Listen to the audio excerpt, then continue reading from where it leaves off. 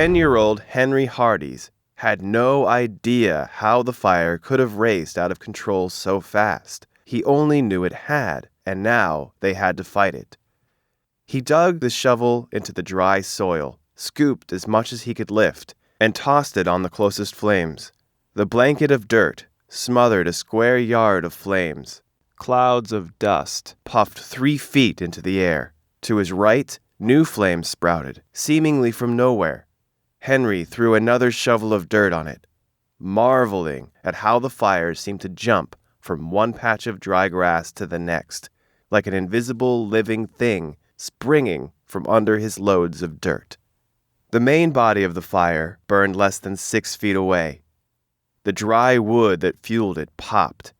Its flames roared like an enraged beast. When Henry looked up, he imagined wild red eyes taunting him and flaming arms reaching for him, so he tried to focus on the closer burning grass. But the waves of heat pummeled him and threw his attention back to the bigger fire. Is it the beast's breath? He wondered.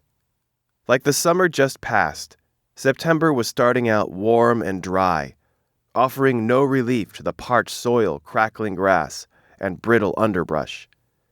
Henry had helped create a pile of brush and branches over the past 3 days, dragging the scratchy stuff or tossing it from the back of the buckboard. He and his 12-year-old brother Eddie had worked every bit as hard as Papa and their older brother Adolf to clear another acre of dense northern Michigan forest. This morning, Papa had carefully poured a small amount of lamp kerosene on the upwind corner of the pile and put a match to it. The wind had been light all morning. They piled the brush in a 50-foot clearing a full 100 yards from their main field, farther than that from the house and barn. Everything should have been fine, just like the half-dozen other piles they'd burned over the summer. But this fire sprang to life with all the fury of hell itself. The flames sprinted up the side of the pile, hissing and popping, driven by the breeze that, without warning, became a gale. The fire sucked the wind. The wind pushed the fire. One fed the other until the flames soared 30 feet and more upward, smudging the clear blue sky with smoky gray clouds. Flames jumped to the lower branches of trees left dry by the summer's drought. Embers fell to the ground and ignited the dry grass in the clearing. The wind pushed the flames eastward toward the house and barn, while Eddie and Henry frantically dug up dirt and tossed it on the fire.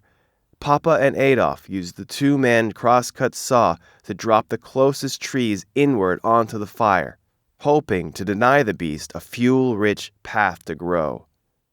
Despite their best efforts, the fire moved relentlessly eastward, one strand of trees at a time, ever closer to the house with each passing moment. How long ago had it started? Henry wondered, scooping another shovel of dirt onto the flames. An hour? More? The flames leaped again, gobbled another patch of grass, threatened to dash out and seize him. Grunting from exertion and anger, Henry flung another load of dirt at the attacking fire.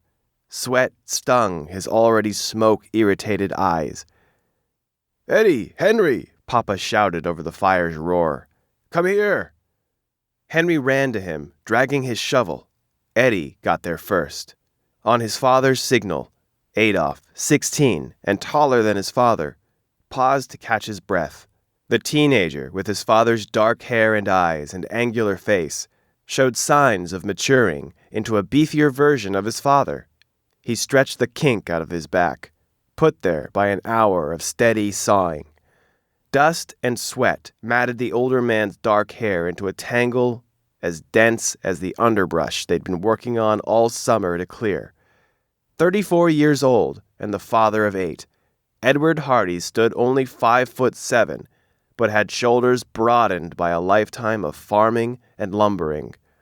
He mopped his forehead with the sooty sleeve of his green plaid shirt and told his younger sons, "I want you to take the wagon back to the house.